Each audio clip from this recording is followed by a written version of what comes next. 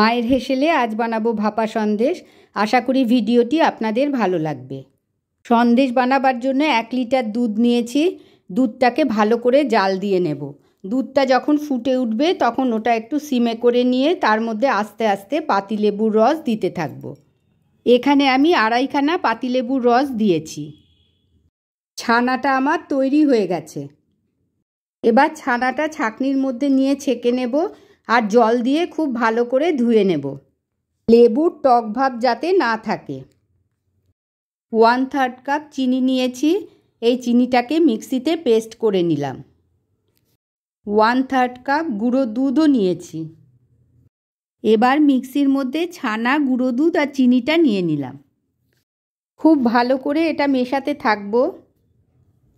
দেখুন এইভাবে মেশাবো। এরপরে এটা মিক্সিতে দিয়ে পেস্ট করে নেব। পেস্টটা এই রকম হবে।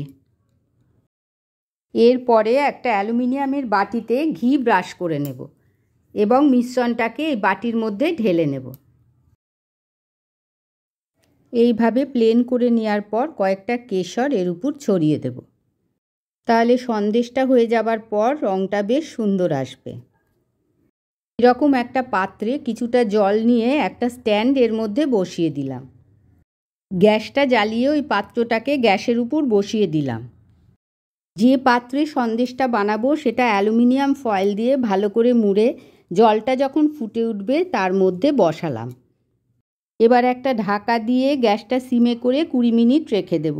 20 মিনিট বাদে একটা ছুরি সন্দেশের মধ্যে নিয়ে দেখব সন্দেশটা হয়েছে কিনা। দেখুন ছুরির গায়ে কিচ্ছু লাগছে না, তার মানে সন্দেশটা আমার হয়ে গেছে।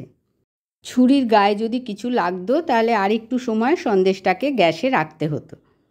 ঠান্ডা হবার পর পিস করে আমি সন্দেশটা কেটে নেব। ভাপা সন্দেশ আমার তৈরি হয়ে গেছে। আমার এই ভিডিওটি যদি আপনাদের পছন্দ হয়ে থাকে এবং এখনও পর্যন্ত সাবস্ক্রাইব না করে থাকেন তাহলে প্লিজ সাবস্ক্রাইব করে দেবেন আর পাশে রাখা বেল আইকনটা প্রেস করে দেবেন। তাহলে আমি নতুন কোনো ভিডিও দিলেই আপনাদের কাছে তার নোটিফিকেশান চলে যাবে। আর লাইক শেয়ার করতে ভুলবেন না যেন। ধন্যবাদ।